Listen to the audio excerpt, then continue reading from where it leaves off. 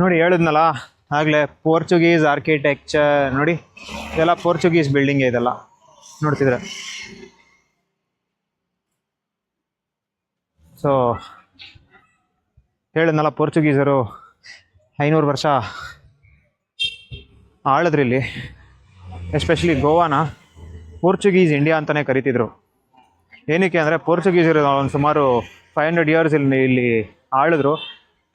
ಅದೇ ಇದಕ್ಕೆ ನೋಡಿ ಇಲ್ಲಿ ಎಲ್ಲ ಪೋರ್ಚುಗೀಸ್ ಕಲ್ಚರು, ಅವ್ರ ಕಲ್ಚರ್ ವೆಸ್ಟರ್ನ್ ಕಲ್ಚರ್ ನೋಡ್ಬೋದು ನೀವು ಇಲ್ಲಿ.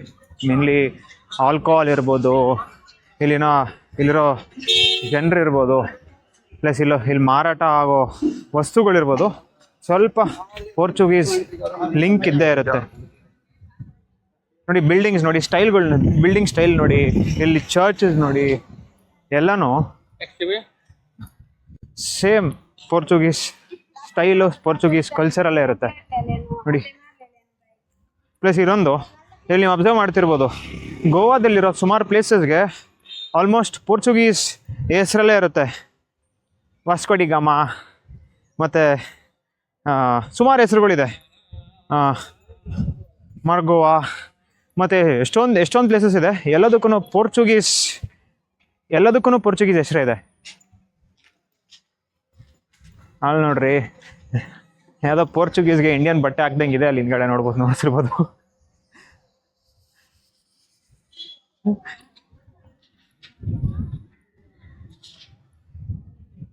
ಇಲ್ಲಿ ನಮ್ಮ ಗಾಡಿಗಳು ಎರಡೂ ಇಲ್ಲೇ ನಿಂತಿವೆ. ಅದು ಅಲ್ದಿರ ಇಲ್ಲಿ ನಮ್ದು ಇನ್ಫಾರ್ಮೇಷನ್ ಸೆಂಟರ್ ಇದೆ. ಸೊ ಟೂರಿಸ್ಟ್ ಇನ್ಫಾರ್ಮೇಷನ್ ಸೆಂಟರ್ ಅಲ್ಲೇನಂದರೆ ನಿಮಗೆ ಭಾಗಕ್ಕೆ ಬಂದಾಗ ಪಾರ್ಕಿಂಗ್, ಕಾರ್ ಪಾರ್ಕಿಂಗ್ ಆಗಲಿ, ನಿಮ್ಮ ಬಸ್ ಪಾರ್ಕಿಂಗ್ ಆಗಲಿ ಇಲ್ಲೇ ಹಾಕಿ ನೀವೇನು ಮಾಡ್ಬೋದು, ಇಲ್ಲಿ ವಿಚಾರ ತಿಳ್ಕೊಳೋದಕ್ಕೆ ಇಲ್ಲಿ ಬರ್ಬೋದು.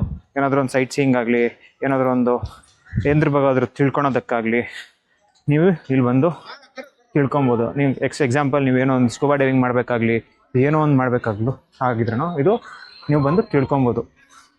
ನೋಡಿ ಇದೆ ಇನ್ಫಾರ್ಮೇಷನ್ ಸೆಂಟರ್. ಇದು ಗೋವಾ ಪಾರ್ಕಿಂಗಲ್ಲೇ ಸಿಗುತ್ತೆ ನಿಮಗೆ. ನಾವು ಇನ್ಫಾರ್ಮೇಷನ್ ಸೆಂಟರ್ ಒಳಗಡೆ ಇದ್ದೀವಿ. ಸೊ ಈಗ ಇಲ್ಲಿ ಏನಕ್ಕೆ ಬಂದ್ವಿ ಅಂದರೆ, ಇಲ್ಲಿ ಮ್ಯಾಪ್ ಸಿಗುತ್ತೆ. ಮ್ಯಾಪ್ನ ತೊಗೊಂಡು ಅದನ್ನು ರೆಫರ್ ಮಾಡಿಕೊಂಡು ಅದರ ಬೇರೆ ಪ್ಲೇಸಸ್ ವಿಸಿಟ್ ಮಾಡೋದಾಗಲಿ ಎಲ್ಲನೂ ಇಲ್ಲಿಗೆ ಬಂದು ನೀವು ತಿಳ್ಕೊಬೋದು. ಇನ್ಫಾರ್ಮೇಷನ್ ಸೆಂಟರ್ ಇರೋದೇ ಅದಕ್ಕೆ. ಬೇಸಿಕ್ಲಿ ನಿಮ್ಗೆ ಏನಾದರೂ ಇನ್ಫಾರ್ಮೇಷನ್ ಗೊತ್ತಾಗಬೇಕು, ಇಲ್ಲಾಂದರೆ ಏನಾದರೂ ಒಂದು ತಿಳ್ಕೊಬೇಕು ಅಂತಂದಾಗ ನೀವು ಇನ್ಫಾರ್ಮೇಷನ್ ಸೆಂಟ್ರಿಗೆ ಬಂದು ಆ ಮ್ಯಾಪು ಕೂಡ ನಿಮಗೇನು ಫ್ರೀ ಆಫ್ ಕಾಸ್ಟ್ ಏನೂ ಸಿಗೋಲ್ಲ.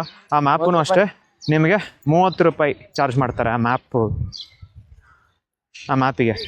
ಸೊ ಹಂಗಾಗಿ ನೀವು ಅದನ್ನು ಹೋಗಿ ತೊಗೊಂಡ್ರೆ ನಿಮಗೆ ಏನು ಬೆನಿಫಿಟ್ ಅಂತಂದರೆ, ಯಾವ ಪ್ಲೇಸಿಂದ ಯಾವ ಪ್ಲೇಸ್ಗೆ ಹೋಗೋದಕ್ಕೆ ಈಸಿ ಆಗುತ್ತೆ. ನೋಡಿಲಿ, ಯಾವ ಪ್ಲೇಸಿಂದ ಯಾವ ಪ್ಲೇಸ್ಗೆ ಹೋಗೋದಕ್ಕೆ ಈಸಿ ಆಗುತ್ತೆ ಅಂತ ಅಂದ್ಬಿಟ್ಟು ನೋಡಿ.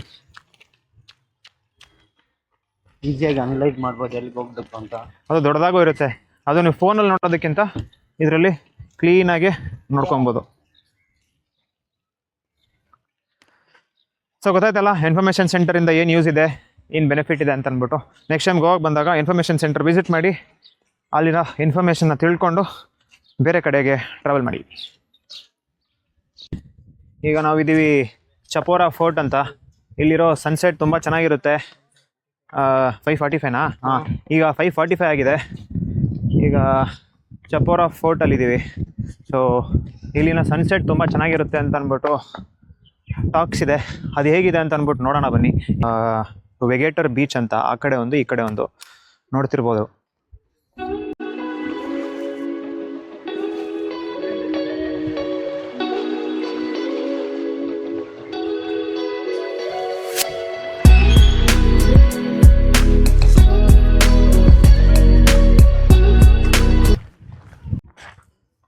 ನೋಡ್ರಿ ಸನ್ಸೆಟ್ ನೋಡ್ರಿ ಹೆಂಗಿದೆ. ಇದೆ ಅಂತ ಸ್ಪೆಷಾಲಿಟಿ ವೆಗೇಟರ್ ಬೀಚ್. ಇದು ಈ ಫೋರ್ಟಿನ ಸ್ಪೆಷಾಲಿಟಿ ಏನಂದರೆ ಸನ್ಸೆಟ್ ತುಂಬ ಚೆನ್ನಾಗಿರುತ್ತೆ. ಚಪೋರಾ ಫೋರ್ಟ್ ಅಂದರೆ ನೀವು ಕೇಳೋಕ್ಕೆ ಹೋದರೆ ಇಲ್ಲಿನ ಸನ್ಸೆಟ್ಗೆ ತುಂಬ ಫೇಮಸ್ಸು. ಇದರಲ್ಲಿ ಹೋಗ್ತಾ ನೋಡೋಣ ಹೇಗೆ ಕಾಣಿಸುತ್ತೆ, ಹೇಗಿರುತ್ತೆ ಅಂತ.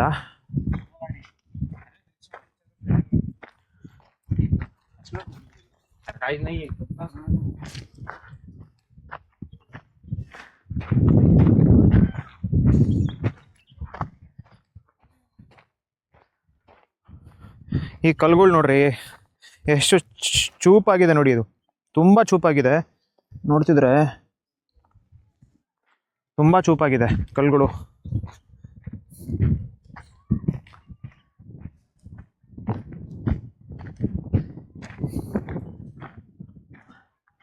ಅಲ್ಲಿ ಹಿಂದೆ ಬರ್ತಾ ಇದ್ದಾರೆ ನಮ್ಮ ತಮ್ಮ ಮತ್ತೆ ಮನೋಹರ್. ಮನೋಹರ್, ನಮ್ಮ ವ್ಯೂವರ್ಸ್ ಒಂದು ಹಾಯ್ ಹೇಳಿ. Hi Saran no.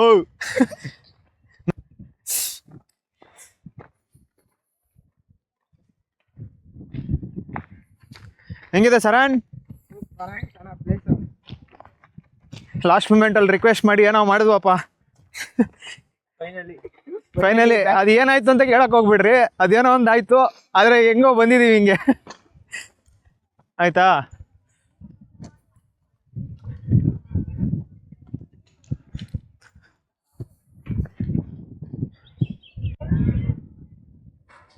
ಚಪೋರಾ ಫೋರ್ಟಿಂದ ಮುಂದೆ ಬಂದು ಹಂಗೆ ಬರ್ತಾ ಇದ್ರೆ ನಿಮಗೆ ಕಾಣಿಸುತ್ತೆ ನೋಡ್ರಿ, ಎಂಥ ಒಳ್ಳೆ ವ್ಯೂ ಕಾಣಿಸುತ್ತೆ ಅಂತಂದರೆ.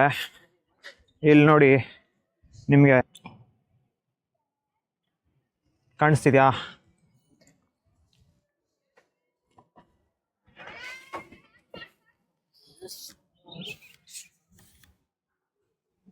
ನೋಡ್ರಿ ವ್ಯೂ ಹೆಂಗಿದೆ.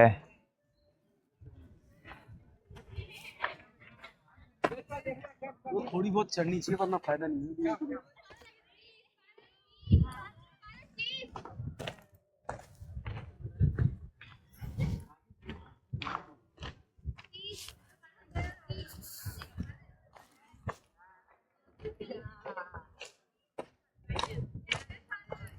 ಸನ್ಸೆಟ್ ನೋಡ್ರಿ, ಇದೇ ಕಂಟ್ರಿ ಫೇಮಸ್ಸು. ಚಪೋರಾ ಫೋರ್ಟಿಗೆ ಬರೋದು ಮೇನ್ ರೀಸನ್ ಯೂಶಲಿ ಸನ್ಸೆಟ್ ಟೈಮಲ್ಲೇ ಜಾಸ್ತಿ ಜನ ಬರೋದು. ಈ ಸನ್ಸೆಟ್ ನೋಡೋದಕ್ಕೆ ಅಲ್ಲಿ ನೋಡ್ತಾ ಇರ್ಬೋದು, ಆ ಬೋಟಲ್ಲಿ ಆ್ಯಕ್ಟಿವಿಟೀಸ್ ಎಲ್ಲ ನಡೀತಿದೆ, ಮತ್ತು ಬೀಚ್ ಆ್ಯಕ್ಟಿವಿಟೀಸ್ ಎಲ್ಲ ನಡೀತಿದೆ. ಇನ್ನೂ ನಿಂತಿಲ್ಲ, ಆಲ್ಮೋಸ್ಟ್ ಟೈಮ್ ಈಗ 6:15 ಆಗ್ತಿದೆ. ನೋಡ್ಬೋದು ನೀವು, ಇನ್ನೂ ಆ್ಯಕ್ಟಿವಿಟೀಸ್ ಇನ್ನೂ ನಡೀತಿದೆ. ನೋಡ್ರಿ ಇಲ್ಲಿ ಸನ್ಸೆಟ್ ಹೆಂಗಿದೆ.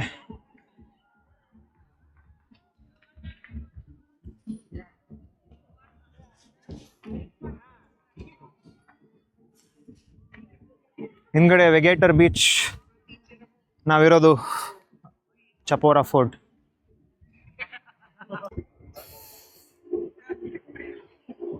ನೋಡ್ರಿ ಅಲ್ಲಿ ಸಖತ್ತಾಗಿದೆ ನಮ್ಮ ವೆಗೇಟರ್ ಬೀಚ್. ನಾವಿರೋದು ಚಪೋರಾ ಫೋರ್ಟ್ ಅಲ್ಲಿ.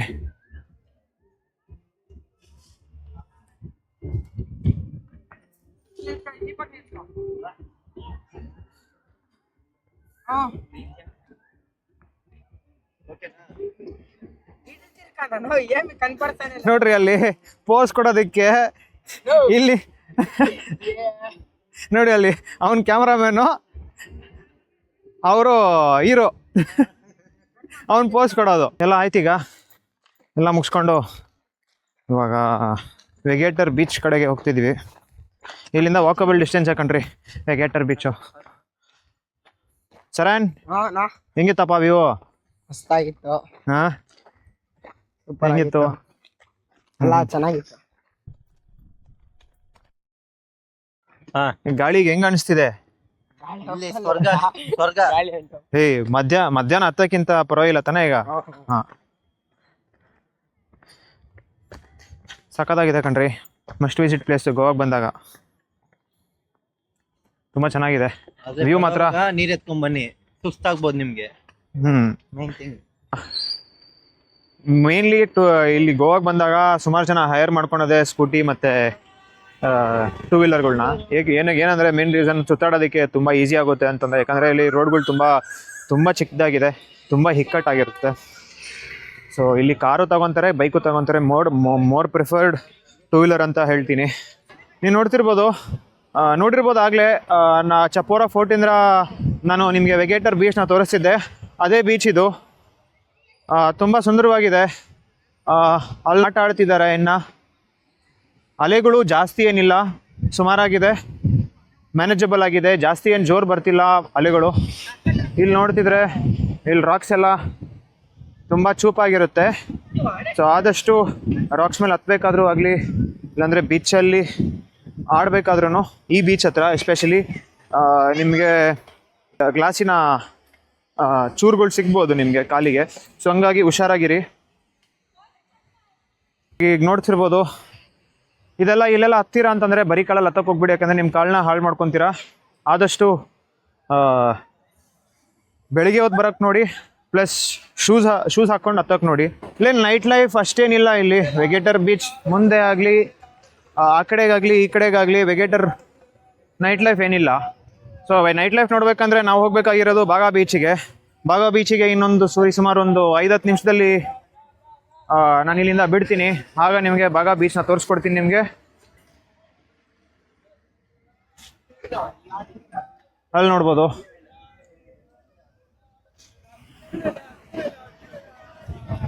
ಚೆನ್ನಾಗಿದೆ ಕಣ್ರಿ. ಸನ್ಸೆಟ್ ಟೈಮಲ್ಲಿ ಬನ್ನಿ, ವಿಸಿಟ್ ಮಾಡಿ ವೆಗೇಟರ್ ಬೀಚ್.